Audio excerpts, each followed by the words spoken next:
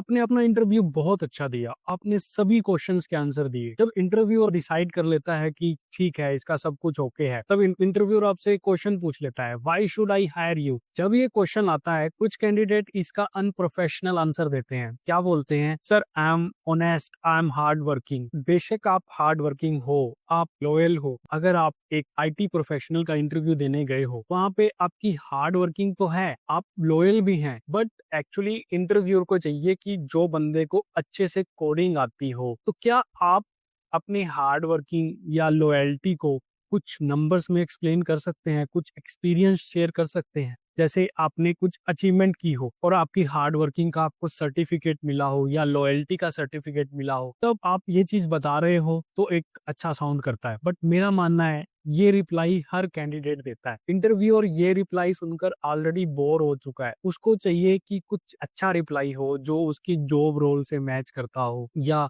उसके एटीट्यूड से मैच करता हो, वो प्रोफेशनली साउंड करे। तो कुछ कैंडिडेट्स में यही गलतियां करते हैं, या तो वो बोल देते हैं कि sir I need this job, I can do everything, over explain कर देते हैं। ये सब बताना आजकल बहुत पुराना हो गया है, बहुत पहले ये सब कुछ बताया जाता था। वही चीज आप अपने फ्रेंड से सीखते हो, उन फ्रेंड से सीखते हो जो सिलेक्ट नहीं हुए, उसको अवॉइड करो। ये वीडियो लाने का मेन मोटिव यही है कि एक अवेयरनेस आए, क्वेश्चंस का प्रोफेशनल आंसर कैसे करना है उसके बारे में एक कैंडिडेट को इंटरव्यू में जाने से पहले पता हो। इस वीडियो में मैं आपको कुछ सैंपल आंसर बताऊंगा।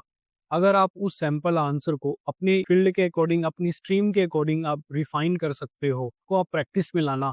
इस वीडियो के एंड में मैं आपको टिप्स भी दूंगा कि कैसे आपको इंटरव्यू में प्रिपेयर होकर जाना है, इंटरव्यू को कैसे कॉन्फिडेंटली हैंडल करना है ताकि इंटरव्यूअर भी खुश हो जाए और आपकी जॉब भी लग जाए। लास्ट तक बने रहना, बहुत इंफॉर्मेटिव वीडियो है, फ्री है। अगर आप उसको आप इंटरव्यू के दौरान अप्लाई करोगे तो डेफिनेटली आप अपना इंटरव्यू क्रैक भी कर पाओगे और एक अच्छा इंप्रेशन भी दे पाओगे। तो जो भी इस चैनल पर नए हैं, ये सब्सक्राइब कर दीजिए। और सबसे पहले हम जानते हैं ये क्वेश्चन इंटरव्यूअर पूछता ही क्यों है। वो देखना चाहता है कि जो आप अपनी स्किल सीख कर आए हो उसको आप अच्छे से एक्सप्लेन कर सकते हो।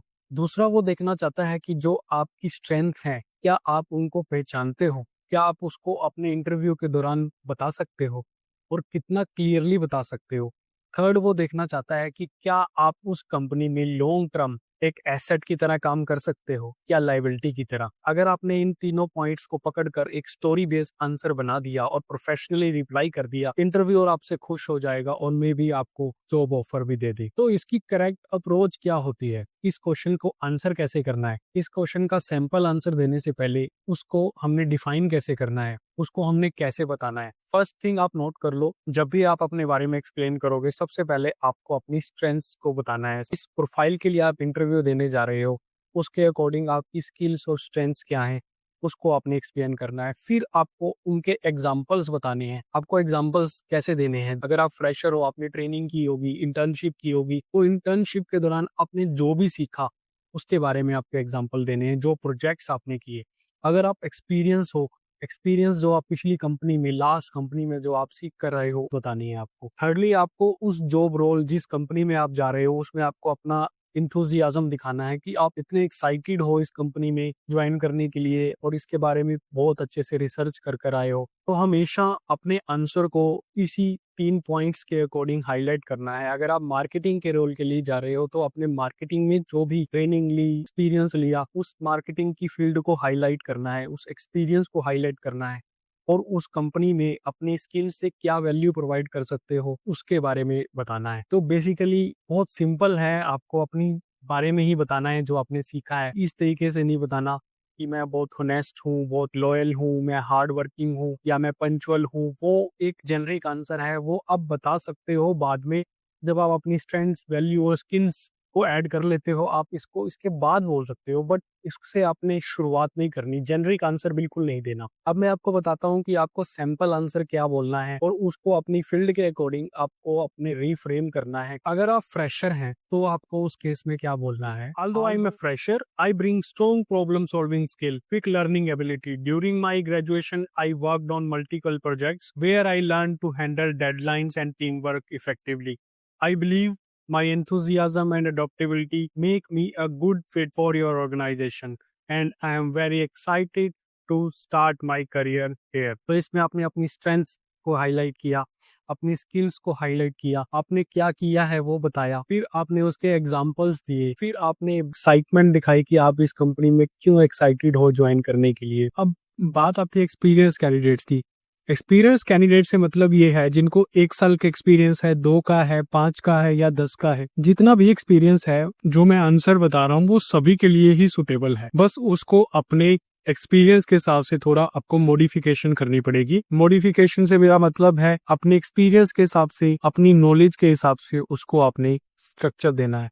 तो एक्सपीरियंस कैंडिडेट्स क्या बोल सकते हैं? With 5 years of experience in sales, I have consistently achieved and even exceeded my targets. In my last role, I improved client retention by 20% through relationship management. I believe my proven track record, along with my ability to adapt to a new challenges, makes me an ideal fit for the position and your company. तो देखा आपने जो मैंने दोनों questions के answer दिए, fresher का और एक्सपीरियंस का, तो उन दोनों में ही कॉन्फिडेंस है, क्लैरिटी है और दोनों में ही दिख रहा है कि एक वैल्यू ऐड की जा रही है। तो ऐसे आपने अपने क्वेश्चन को रीफ्रेम करना है, अपने क्वेश्चन का स्ट्रक्चर बनाना है, उसको एक स्टोरी में एक्सप्लेन करना है कि क्या आपकी स्किल्स, अचीवमेंट्स को आप कैसे एक्सप्लेन कर सकते हैं। बट एक्सपीरियंस के केस में आपको अपना आंसर क्वांटिफाई जरूर करना है, उनको परसेंटेज में, कुछ नंबर्स में बताना है, कितने नंबर्स में अचीव किया। अगर आपने रिक्रूटमेंट की तो कितने कैंडिडेट्स को आपने हायर किया, कितनी पोजीशन, किस लेवल के पोजीशन को हायर किया, वो सब आपको बताना है। अगर आपने मार्केटिंग की तो कितने % अपने क्लाइंट के साथ रिलेशनशिप मैनेजमेंट मेंटेन किया। तो अपने आंसर को थोड़ा क्वांटिफाई लेके चलना। फ्रेशर्स आप अपने आंसर को जैसे मैंने आपको बताया उसी अकॉर्डिंग आपको अपना आंसर स्ट्रक्चर करना है, बट अपने रोल के हिसाब से, जिस जॉब रोल के लिए जा रहे हो उसके अकॉर्डिंग आपको अपना आंसर स्ट्रक्चर करना है। मैंने आपको वीडियो के स्टार्ट में जैसे मैंने आपको बताया था कि मैं आपको वो टिप भी दूंगा जिससे आप इंटरव्यू में कॉन्फिडेंस दिखेंगे। कॉन्फिडेंस को कैसे मेंटेन करोगे वो बहुत जरूरी बात है, तो इस बात को ध्यान से सुनना। जब भी आप अपना क्वेश्चन तैयार कर रहे हो, जब भी अपना आप क्वेश्चन प्रिपेयर कर रहे हो, जिस फील्ड के लिए आप इंटरव्यू देने जा रहे हो, जो आपने रिज्यूम बनाया है उस रिज्यूम को अच्छे से पढ़ लेना है।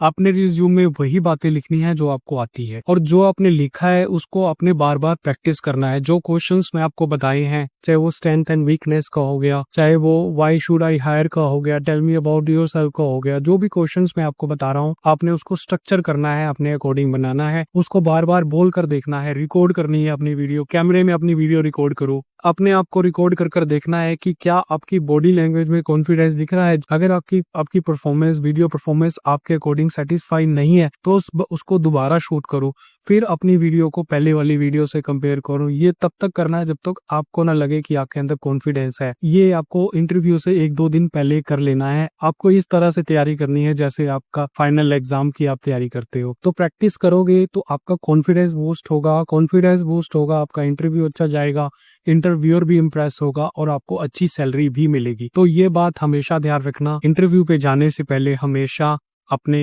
इंटरव्यू को अच्छे से कॉन्फिडेंटली बोल कर देखना है। इंटरव्यू के क्वेश्चंस जो नॉर्मल क्वेश्चन आपको पता है पूछे ही जाने हैं, एटलीस्ट उनकी अच्छे से प्रैक्टिस करनी है ताकि आप इंटरव्यू के टाइम पर फंबल ना करो, कॉन्फिडेंस लैक ना हो। तो आपने इन चीजों को फोकस करना है, इससे ही आपका इंटरव्यू बहुत अच्छा जाने वाला है।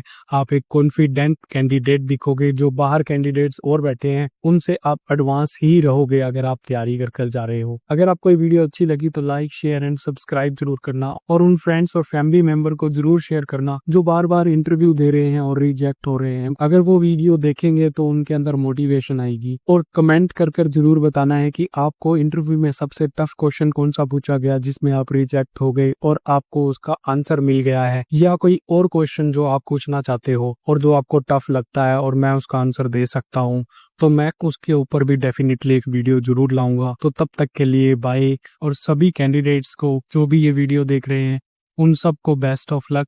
प्रिपेयर करो और कॉन्फिडेंट रहो, यही इस चैनल का मोटिव है। तो मिलते हैं नेक्स्ट वीडियो में किसी और टॉपिक की इन्फॉर्मेशन के साथ, तब तक के लिए गुड बाय। बात आपकी